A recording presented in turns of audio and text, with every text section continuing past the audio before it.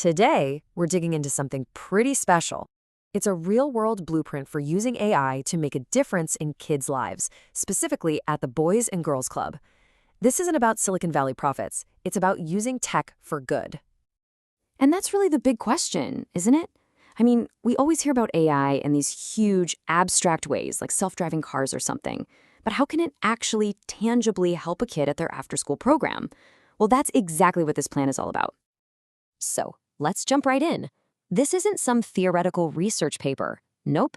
This is a practical, step-by-step roadmap designed for the Boys and Girls Club of Kansas City.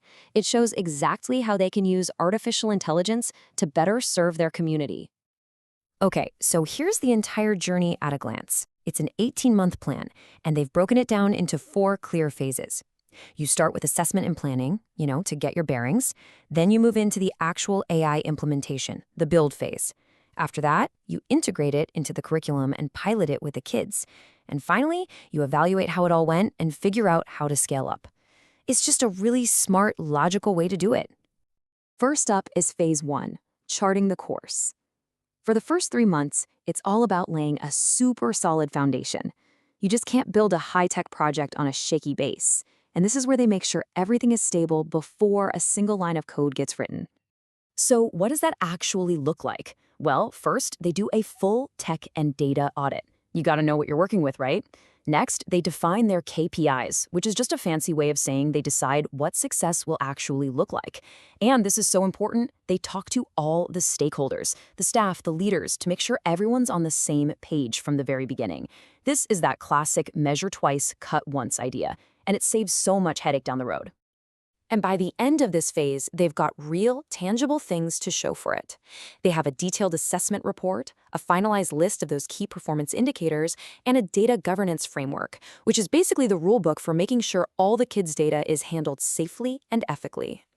The price tag for all this crucial groundwork? $10,000. And that's assuming they get federal funding, which is a key piece of this puzzle that we'll come back to later.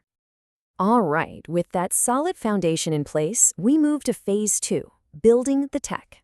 This is a 6-month stretch, and it's really the heart of the project. This is where the AI tools actually get built and come to life. So they deploy these amazing AI dashboards to help visualize what's going on. And get this, they build predictive models. Can you imagine a tool that helps staff see which students might need a little extra support, or which programs are about to be a huge hit? They also automate reporting, which frees up staff from tedious paperwork so they can spend more time with the kids.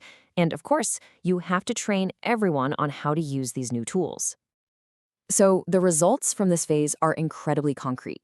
We're talking a full implementation plan, live dashboards that give staff real-time info, and those awesome predictive models ready to go. This is really the moment the whole thing goes from being an idea on paper to a working reality. Now, as you can probably guess, this is the biggest single investment in the whole project. The tech build-out for phase 2 comes in at $60,000, again with the help of federal funding. Now, we get to the part that really matters most, bringing all this cool technology directly to the kids. The last 2 phases are all about putting the AI to work, first in a pilot program and then planning for the future. This table lays out the home stretch perfectly. Phase 3 is the pilot program.